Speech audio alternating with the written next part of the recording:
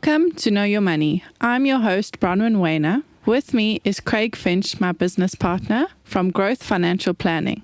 Joining us today and every day is our sound engineer, Warren Grimsley. In our podcast, we will explore our relationship with money and how the psychology of it impacts our financial decisions, as everyone thinks about money differently. We will be presenting a variety of financial topics in an easy-to-understand way, which we hope will assist you in managing your money.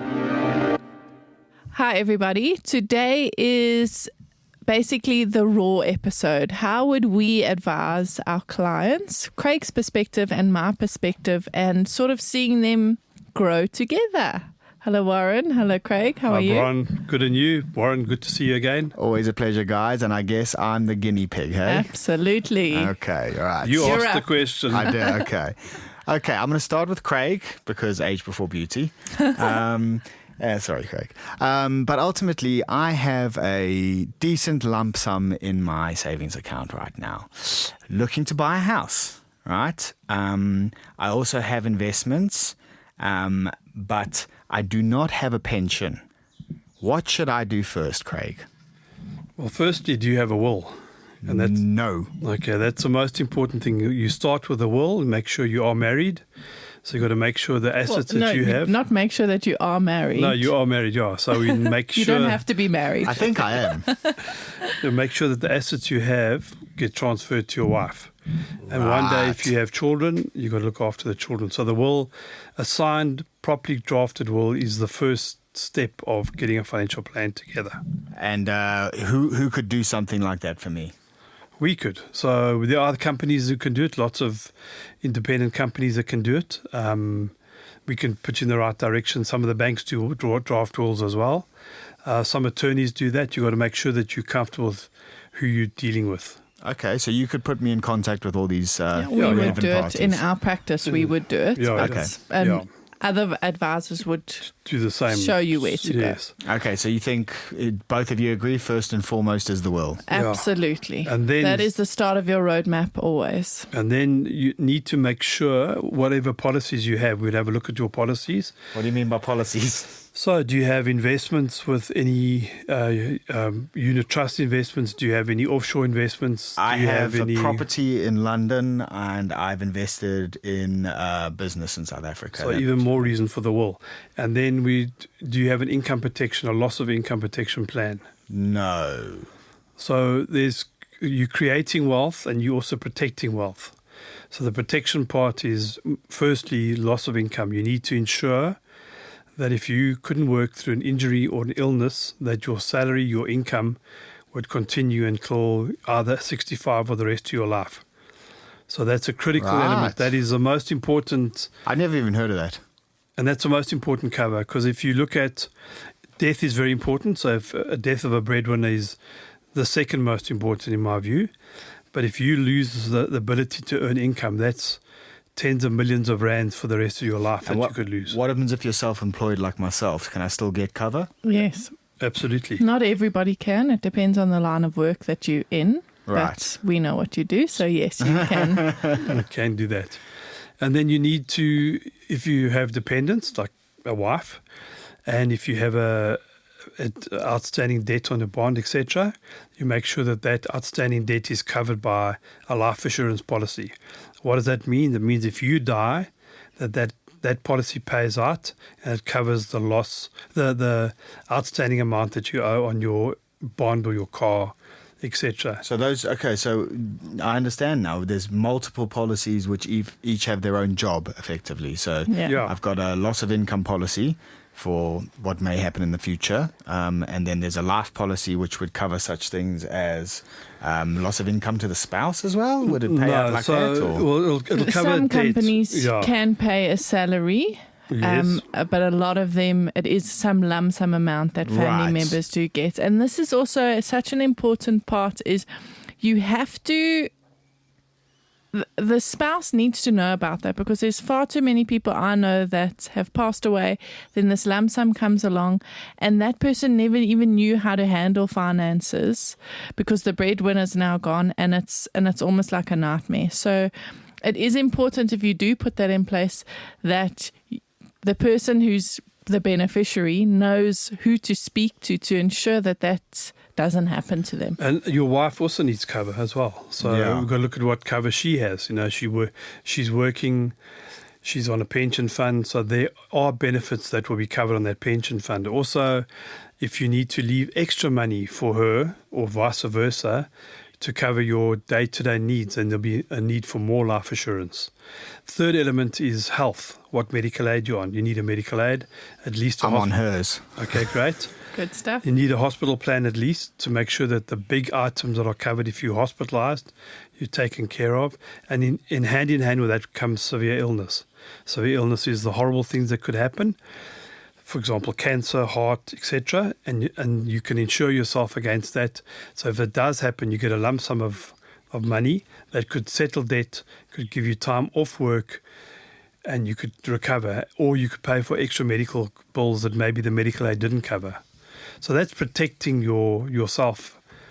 And then you create wealth. And the creation of wealth is what we get into now. You said you got a lump. So like first and foremost, you guys would both agree that the will protects your partner, your husband, your wife, whatever, and then protecting yourself and your partner through multiple policies. Yes, correct. Yes. And also just, a lot of things does come down to affordability, but this is where you have those conversations. You really do understand everything and then make a balance of that. Create, protect and grow. That's the bottom line of everything when it comes to holistic financial planning. And then you start with your investments now. So we haven't even spoken about that. Then your investments would be your retirement. Where do you want to retire? And when do you want to retire? And on how much do you want to retire? And then we will set the plan in place from a tax perspective, which will suit. It might be a retirement annuity, it might be an endowment product, it might be a LISP, it might be a combination. What's a including LISP? Sorry. Tax-free as well. So a LISP is a collection of unit trusts. Okay. So an endowment policy means that you have access once.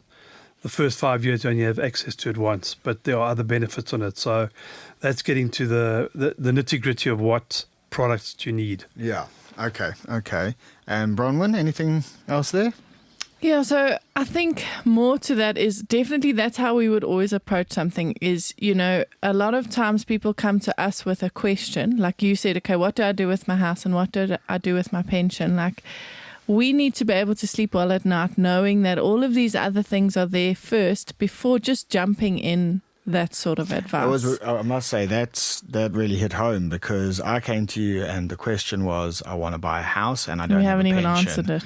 And you haven't yet because actually there's far more important things that need to be almost the foundations for the rest of my life, especially with my wife. Absolutely. Yeah, stuff I never even thought about. I didn't even know existed. And the house is another big decision to make. Where are you going to live? Are you going to have children? If you are going to have children, where are the schools? They need to be closer. Then you don't have to drive through heavy traffic. And that house must be there for a long time, maybe for the whole duration of your children's schooling life.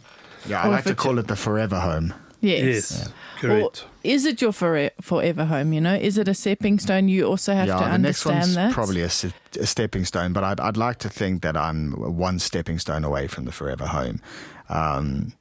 But yeah, I mean, you've actually given me a hell of a lot to think about because I did not think about any of that. I know my wife has been with Craig financial planning wise, so she's already sorted. Yeah. But I'm not. I mean, I've put all my eggs in the basket of a house in London. Yeah. It's a great basket, don't get me wrong. But also that's one asset class. Property is just in one thing. And I mean, God forbid, we're just seeing what this whole earthquake has done. No, I know. Yeah. Imagine that is your house. It really can just go up in one... That quick, yeah. Yeah. One quick thing, and it's so important to balance all of this and really to look at everything properly.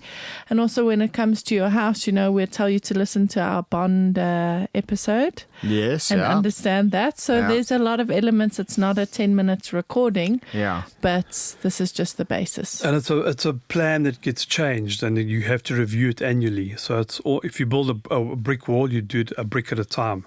And slowly but surely you build this massive wall one day, and that's how we can help you.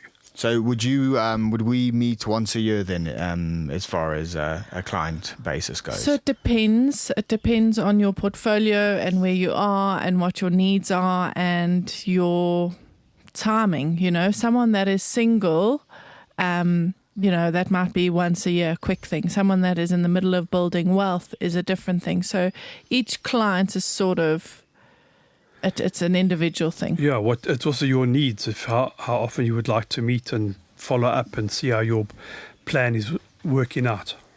And what changes, every time. And this is actually a big point to put across is every time something big happens in your life, you should contact your financial advisor.